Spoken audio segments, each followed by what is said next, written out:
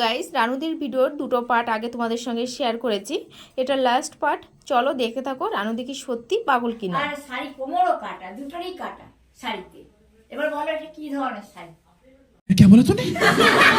হয়তো মেশিন নিয়ে আসবে, তো আনতে গেছে তো ভাই কটক যায় যেদিন কোনো কিছু ভাবে না, হঠাৎ করে আগে বলে গেছো না? কালকে এসেছিল, কি কথা হলো কালকে, কি ধরনের কথা হলো? আজকে গাড়িতে এসেছিল না, কালকে ট্রেনে এসেছিল, আজ গাড়িতে এসেছিল না না, আজকে টোটো নিয়ে এসেছে।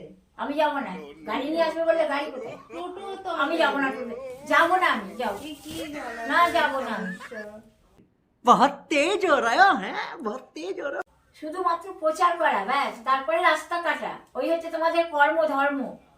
তুমি শাড়ি এনেছো যেরকম, আমি পরবো না, দুদিকে কাঁচা শাড়ি।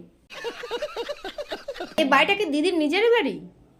আমার যে মেশো ছিল, মেশো বানিয়েছে, মেশো আর মেশোর মা বানিয়েছিল। আচ্ছা। তারপরে আমার মাসি, আমার ভাই, এরা সব, আমি ছোটবেলায় আমার ভাই, আমি তখন আর দিদি তোমার এমনি ছেলে মেয়ে আছে?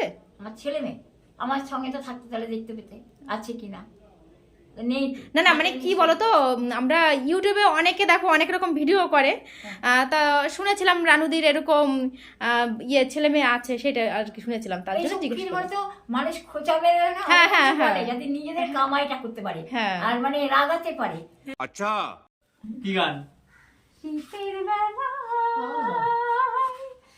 কি সুর! আমি বসেছিলাম দুজনে, তুমি বলবে আমি শুনবো। তুমি বলবে আমি শুনবো। আমি কি বলবো? তুমি বলবে।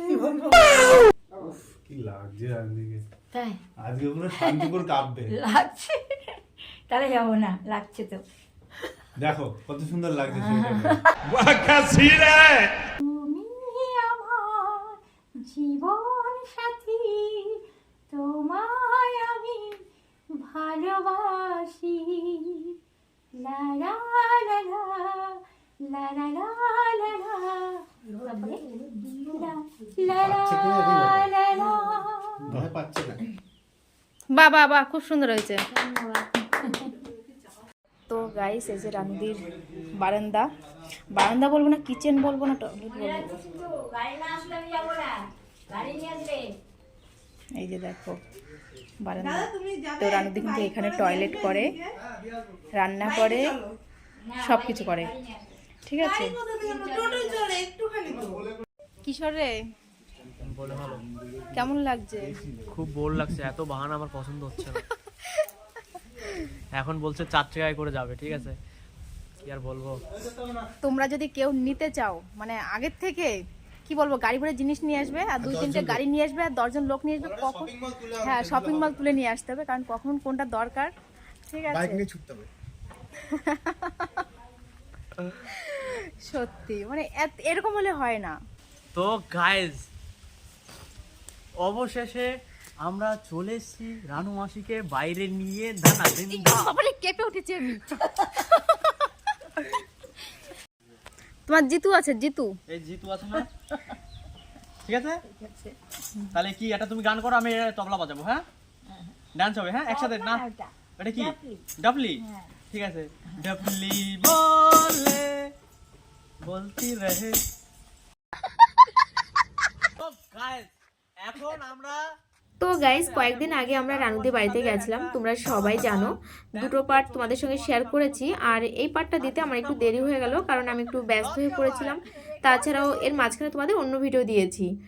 তো সেদিন ওখানে অনেক কিছু ঘটে গেছিলো, তোমরা হয়তো ভিডিও দেখে তেমন কিছু বুঝতে পারোনি, তাই আমি ভাবলাম বলে তোমাদের ক্লিয়ার করে দিই।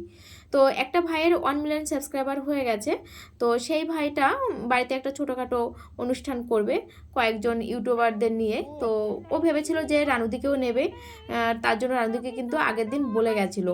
রানুদি ডিমান্ড করেছিল ওনার জন্য শাড়ি, জুতো, তারপরে লাল সোয়েটার, ব্লাউজ সব কিছু আনতে হবে। তো ওরা সেই মতো কিন্তু সব কিছু নিয়ে এসেছে, কিন্তু যত সময় যাচ্ছিল রানুদির ডিমান্ডটা বেড়েই চলেছিল।